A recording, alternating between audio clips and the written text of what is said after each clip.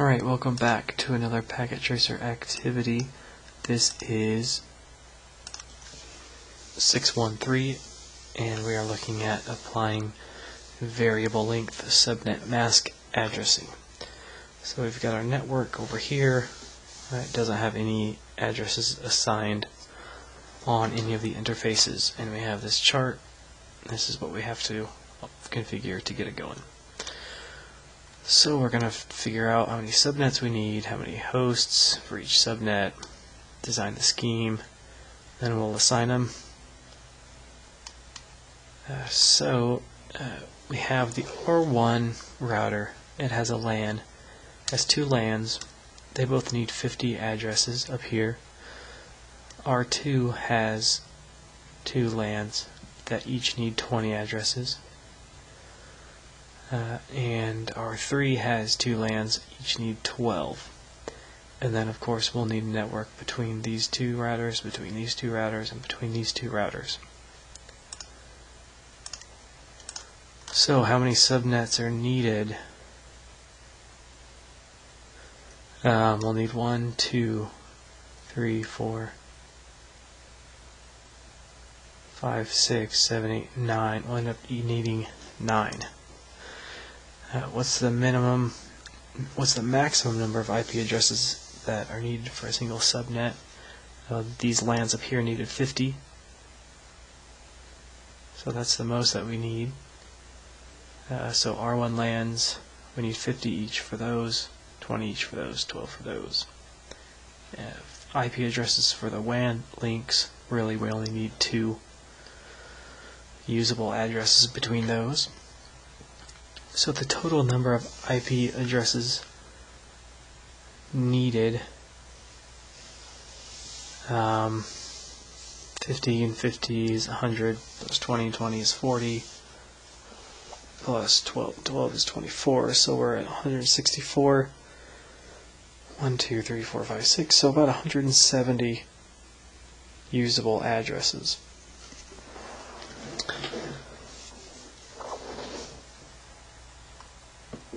Is what we're looking at here.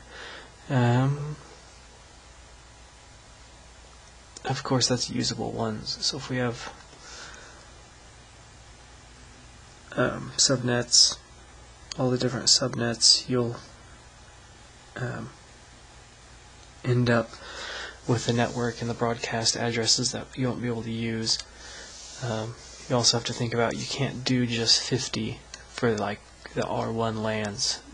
The smallest number you can get that can encompass that would be 64. So when you talk about that, the 50s are going to need 64 addresses because that's the smallest number you can get. That will get you 50. The 20s will need, we'll reserve 32 addresses for each of them. The 12s can reserve 16 addresses. The WAN links, we need 2 usable, so we'll have to have 4 total each of those. So that's 16 more, or 12 more for the 3 WAN links. So when you're looking at the total number, including extra ones and network and broadcast, it's I think it was 236. And with the /24, we can use all of these in this last octet, so we can have 255 addresses. So we should have enough. So we talked about this. We need 50 IP addresses for that LAN. What's the smallest size? Is 64. And once you have 64, how many IP addresses can you assign out of that? You can do 62. So we'll switch over to my other document where I have put all these out. So we have the R1 LAN. It starts right at 1.0, and the subnet mask is .192, and that is using 2 bits of that last octet to add to the network address. So it would be a /26. Our first usable one is 1.1. Our last one is 0.62. and our broadcast is 6.3. So then the next one starts at 6.4. It's in the same 192. It goes up to 126. 127 is broadcast, so the next one starts at 128. This is R2 lands, is the next one we're assigning, and these are the ones that you needed 20.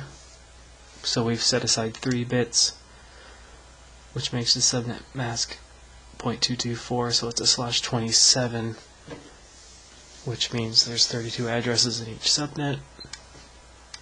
And same thing, the next 32 go to the LAN 2. And now we're looking at LAN 3. It goes to a /28. The subnet mask is .240.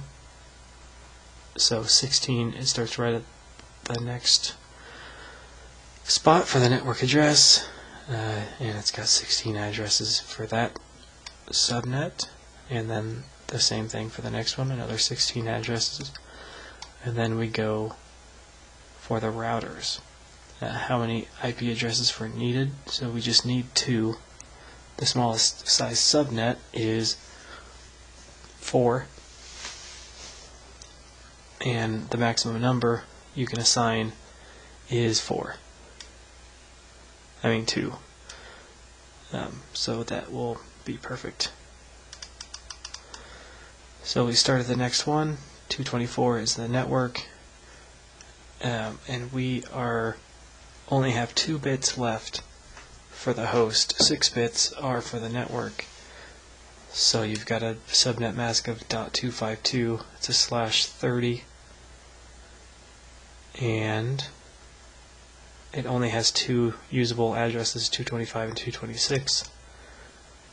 Same thing for between R1 and R3, 229 and 230, and then R2 and R3 are 223 and 234. So we've gone through all of that.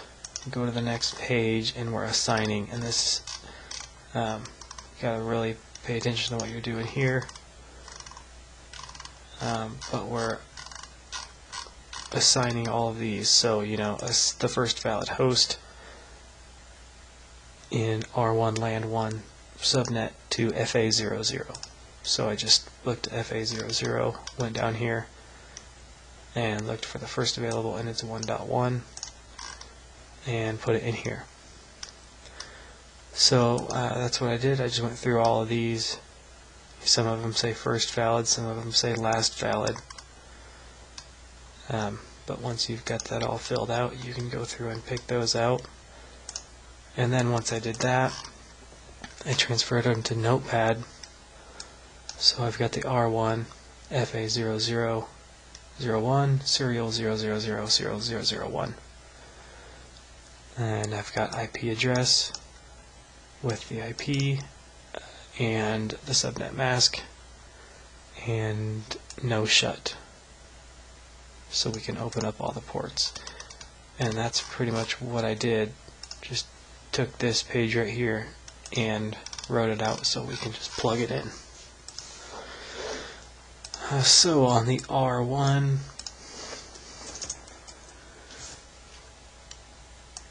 we can go ahead and just paste this in. It's going to enable, go to configuration mode, and put in all of our commands.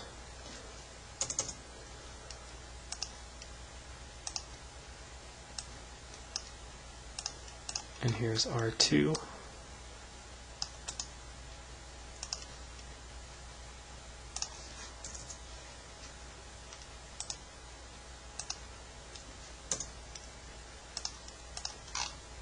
And then R3, just the final one.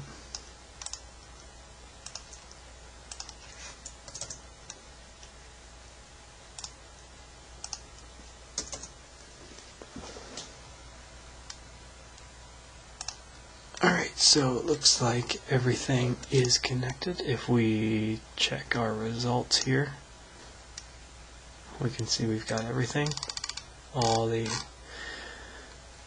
IP address and subnet masks have been configured correctly.